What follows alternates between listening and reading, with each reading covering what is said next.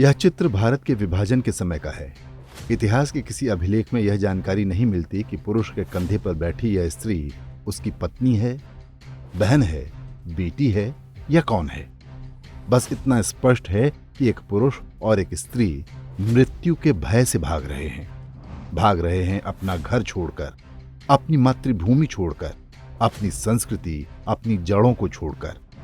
एक ऐसी विभीषिका जिसके शिकार कोई 200-400 लोग नहीं बल्कि करोड़ों में हैं।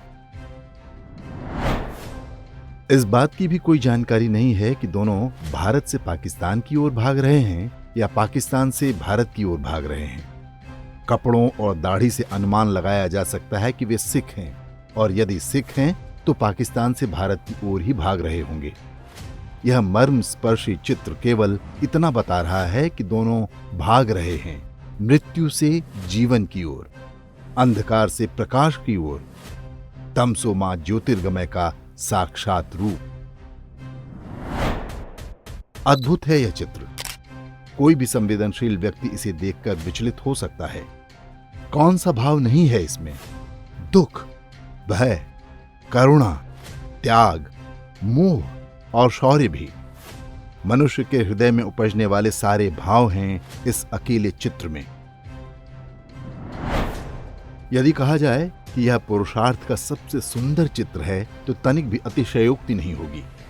एक पुरुष के कंधे का इससे बड़ा सम्मान और कुछ नहीं हो सकता कि विपत्ति के क्षणों में एक स्त्री का अवलंब बने। आप कह नहीं सकते कि अपना घर छोड़कर भागता यह बुजुर्ग कितने दिनों का भूखा होगा। संभव है भूखा ना भी हो, और संभव है कि 2 दिन से कुछ न खा पाया हो, पर यह आत्मविश्वास कि मैं इस स्त्री को अपने कंधे पर बिठाकर इस नर्क से स्वर्ग तक की यात्रा कर सकता हूं, यही संभवतः पुरुषार्थ कहलाता है। पुरुष का घमंड यदि इस रूप में उभरे कि मैं एक स्त्री से अधिक कष्ट सह सकता हूं, या मेरे होते हुए एक स्त्री को कष्ट नहीं होना चाहिए, तो वह घमंड सृष्टि का सबसे सुंदर घमंड है। इसी से पता चलता है कि घमंड सदैव नकारात्मक ही नहीं होता। स्त्री जब अपने सबसे सुंदर रूप में होती है तो मां होती है, और पुरुष जब अपनी पूरी गरिमा के साथ खड़ा होता है तो पिता होता है। अपने कंधे पर एक स्त्री को बिठाकर चलते इस पुरुष का उस स्त्री के साथ चाहे जो संबंध हो, पर उस समय उस स्त्री को इसमें अपना पिता ही दिखा होगा, नहीं तो वह उसके कंधे पर चढ़ नहीं पाती।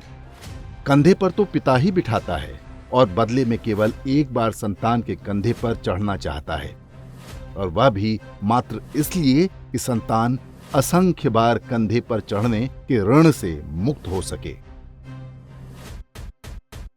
ऋणी को स्वयं बहाना ढूंढकर मुक्त करने वाले का नाम पिता है, और मुक्त होने का भाव पुत्र। यही संभवतः मानवीय संबंधों का सबसे सुंदर सत्य है। इतिहास को यह भी स्मरण नहीं कि मृत्यु के भय से भागता यह जोड़ा जीवन के द्वार तक पहुंच सका, या मार्ग में ही कुछ नरभक्षी इन्हें लील गए। पर वर्तमान को यह ज्ञात है कि विश्व में सबसे अधिक जनसंख्या वाले इस देश में यदि ऐसे 1000 कंधे भी हों तो वे देश को मृत्यु से जीवन की ओर ढोले जाएंगे।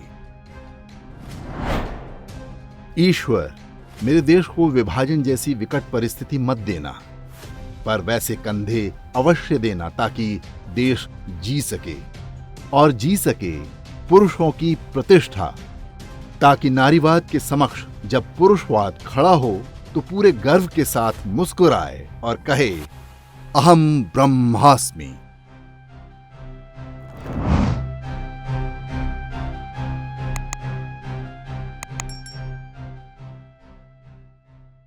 इंडेक्स ऑनलाइन के वीडियो समाज को समर्पित हैं।